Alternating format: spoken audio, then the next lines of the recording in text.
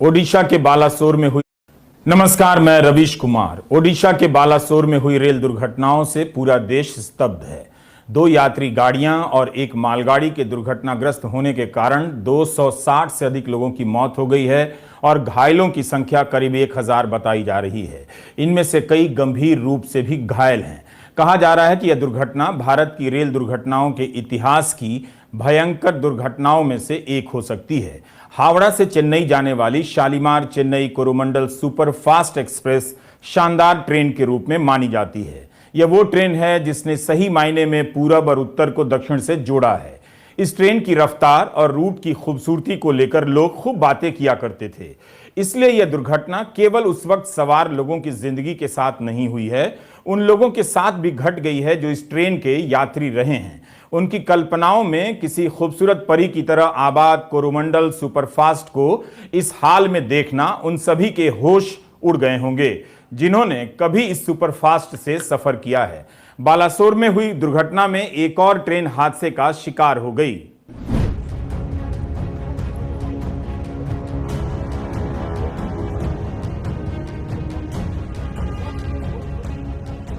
बालासोर के पास sir M Visvesvaraya terminal Howrah superfast express Bahanaga Bazar station पर डिरेल हो गई। पटरी पर कोच बिखरे हुए हैं। बगल के ट्रैक पर शालीमार चेन्नई कोरोमंडल सुपरफास्ट एक्सप्रेस उल्टी दिशा से आ रही थी और इनसे टकरा गई। कोरोमंडल एक्सप्रेस के 12 कोच पटरी से उतर गए और कुछ डिरेल कोच के साथ वाले ट्रैक पर खड़ी हुई एक मालगाड़ी से जा टकराए। दोनों ट्रेनों की 17 बोगियां पटरी से उतर गईं और भयंकर रूप से क्षतिग्रस्त हो गईं। यह सब शुरुआती जानकारियां हैं, अभी और जानकारी आती रहेगी। पहले से एक ट्रेन दुर्घटनाग्रस्त हुई तो उस समय किसी भी दिशा से आती जाती ट्रेन को सिग्नल तो गया ही होगा। क्या कोरोमंडल के ड्राइवर को सिग्नल नहीं गया? मालगाड़ी के ड्राइवर को सिग्नल गया था? बगल के ट्रैक से सुपरफास्ट एक्सप्रेस कैसे आ गई? कितनी देर पहले हावड़ा सुपरफास्ट एक्सप्रेस दुर्घटनाग्रस्त हुई थी? मालगाड़ी क्यों खड़ी रही? इन सब की जांच होगी। जब तक जांच की रिपोर्ट आएगी आप इस भयावह दुर्घटना के असर से दूर हो चुके होंगे। रेल मंत्री का दौरा हो चुका है, जांच के आदेश दे दिए गए हैं जो इस मौके पर ही दे दिए जाते हैं। उन परिवारों के साथ हमारी भी संवेदनाएं हैं जिनके लोग इस दुर्घटना में मारे गए हैं और घायल हुए हैं। इस दुर्घटना की खबर आते ही कवच को लेकर सवाल उठने लगे और रेल मंत्री के इस संबंध में कई वीडियो वायरल किए जाने लगे जिसमें वे कवच के बारे में बता रहे हैं कि 2 ट्रेनें जब आमने सामने होंगी एक ही पटरी पर तो 400 मीटर पहले रुक जाएंगी। पूछा जा रहा है कि इस रूट पर कवच था या नहीं। जवाब आ गया है, इस रूट पर कवच नहीं था।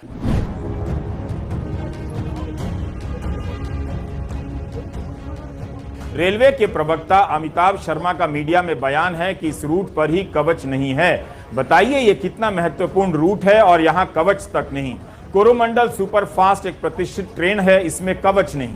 और मंत्री जी प्रचार में लगे हैं कि कवच मिल गया है। ठीक से कवच अभी लगा नहीं कि शहर में ढिंढोरा पीटने लग गए।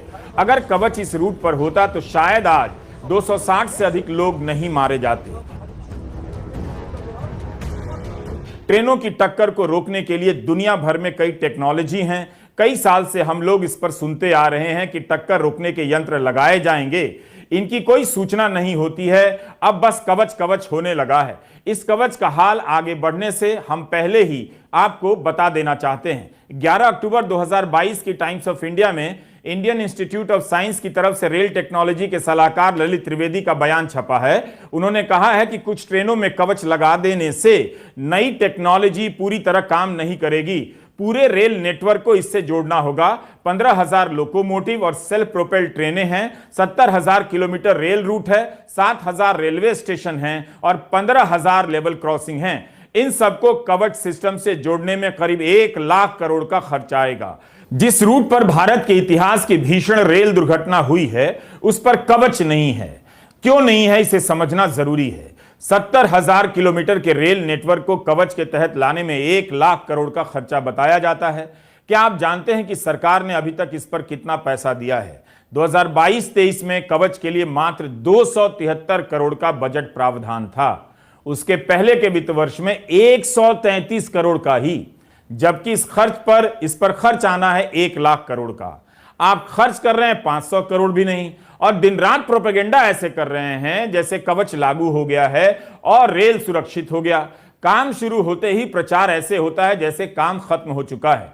मंजूरी की खबरों को भी हेडलाइन में ऐसे चमका दिया जाता है जैसे काम पूरा हो गया। प्रधानमंत्री श्री नरेंद्र मोदी जी ने अपने ही इंजीनियर्स को इंस्पायर करके एक ऐसा सिस्टम डेवलप किया जो आज वर्ल्ड में उसकी चर्चा हो रही है। जैसे वंदे भारत की चर्चा हो रही है, वैसे ही कवच की चर्चा हो रही है। मार्च 2022 के इस बयान में रेल मंत्री कह रहे हैं कि इंजीनियर को प्रेरित प्रधानमंत्री ने किया, फिर तो पेटेंट भी उन्हीं के नाम से करवा देते। भारत की अपनी तकनीक है तो पेटेंट होनी भी चाहिए।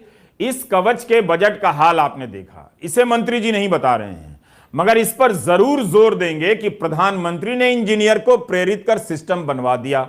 पिछले साल तो कह रहे थे कि सारी दुनिया में चर्चा है, लेकिन आपकी इतनी बड़ी बड़ी ट्रेनों में अभी तक कवच भी नहीं है। बालासोर की दुर्घटना के बारे में प्रधानमंत्री को जानकारी दी जा रही है, उसी का वीडियो है। क्या उनके सामने यह स्थिति नहीं होगी? पिछले साल के बजट यानी 22-23 के बजट को पेश करते हुए वित्त मंत्री ने कहा कि आत्मनिर्भर भारत के तहत 2000 किलोमीटर रेल रूट को कवच के अंदर लाया जाएगा, जबकि 70,000 किलोमीटर रेल रूट हैं। 2000 किलोमीटर तो बहुत कम हुआ। प्रचार इतना ज्यादा और काम के लिए पैसा इतना कम।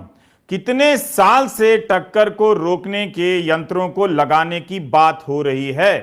अभी 400-500 करोड़ का बजट देकर प्रचार ऐसे हो रहा है जैसे पूरे रेल नेटवर्क को कवच मिल गया है। 29 मार्च 2023 को रेल मंत्री ने लोकसभा में जवाब दिया है कि कवच के विकास पर 22 करोड़ का खर्च किया गया है और अब तक 1455 किलोमीटर के रूट पर कवच लगा है। 3000 किलोमीटर पर काम जारी है। यह हाल है। इसके पहले भी तो कई रेल बजट में 2 ट्रेनों की टक्कर रोकने के यंत्र लगाने की बात हुई थी। उनकी रिपोर्ट कहां है?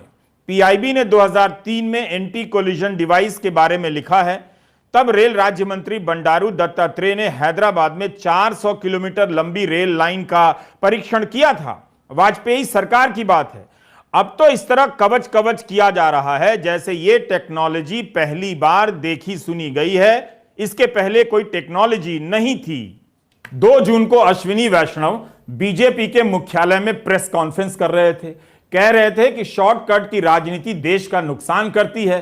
हम भी तो वही पूछ रहे हैं कि 1 लाख करोड़ चाहिए कवच के लिए, 1000 करोड़ भी ठीक से नहीं दिए गए और प्रचार करने लगे। क्या यह शॉर्टकट नहीं है? यूपीए के सरकार के 10 साल को लॉस्ट डिकेड बोल रहे हैं मंत्री जी, यानी हमने 10 साल गवा दिए। तो मोदी सरकार के 10 साल में क्या हासिल कर लिया? एक वंदे भारत के अलावा उनके पास दिखाने के लिए रेलवे में और क्या है? पूछिए ये सवाल। वंदे भारत ट्रेन एक वर्ल्ड क्लास ट्रेन बनी, बिल्कुल एक ऐसी ट्रेन जिसके बारे में कभी सोचा भी नहीं जा सकता था। 160 और 180 की जो स्पीड होती है, उस स्पीड पे ट्रेन को डिजाइन करना दुनिया में केवल 8 देशों के पास ये क्षमता है। Only 8 countries have the design capability to design and manufacture a train which can run at 180 kmph.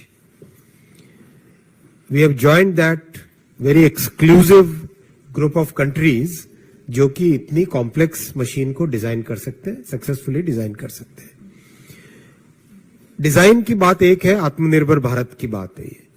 साथ ही साथ जो पैसेंजर्स को इससे कंफर्ट आया और पैसेंजर्स को जिस तरह से एक नया साधन मिला, वो एक बहुत बड़ी बात है। हम मौके की संवेदनशीलता को समझते हैं, लेकिन आज राहत बचाव कार्य के नाम पर रेल मंत्री सवालों से नहीं बच सकते हैं। राहत और बचाव कार्य उनके मंत्रालय के अधिकारी और कर्मचारी कर रहे हैं। वो रात भर से जागे हैं। प्रधानमंत्री का दौरा हो या उनका ही दौरा हो, इसके बहाने वे सवालों से नहीं बचेंगे, क्योंकि फिर मौका नहीं मिलेगा और हम रेलवे के भीतर की हालत को समझने का एक बड़ा मौका गंवा देंगे। दुर्घटना क्यों हुई, रेलवे की हालत क्यों खराब है, इन सवालों से परिजनों को राहत ही मिलेगी कि कोई पत्रकार रेल मंत्री से जवाब तो मांग रहा है कि उनके अपने क्यों मरे। वंदे भारत ट्रेन को लेकर जिस तरह का प्रोपेगेंडा चल रहा है, उसे लेकर बात जरूरी है। क्या यही एक ट्रेन है भारत में? क्या सारा भारत इसी से चल रहा है? हमने अपने वीडियो में कई बार आपको चेतावनी दी है। आप देखिए पुराने वीडियो कि वंदे भारत नई ट्रेन है, मगर यही एक ट्रेन नहीं है। बाकी ट्रेनों में लोग कैसे सफर कर रहे हैं, इसकी रिपोर्टिंग बंद कर दी गई है। दावा किया जाता है कि 160-180 किलोमीटर प्रति घंटे की रफ्तार से वंदे भारत चलती है। क्या चल रही है? अखबारों में तो यही छपा है कि इसकी औसत रफ्तार 70 किलोमीटर प्रति घंटे से भी कम है। हम वंदे भारत का जिक्र इसलिए कर रहे हैं कि पिछले 1 साल से केवल इसी ट्रेन का उद्घाटन प्रधानमंत्री करने में लगे हैं, रेल मंत्री नहीं करते। इंडियन एक्सप्रेस में तो खबर आई है कि 16 बोगी की एक ट्रेन होती है, लेकिन बोगियां कम हैं, तो उद्घाटन के लिए 8-8 बोगी की वंदे भारत लॉन्च होने लगी है। नई ट्रेनें आती रहती हैं, आनी भी चाहिए, लेकिन इतना भी तो दिखावा नहीं होना चाहिए।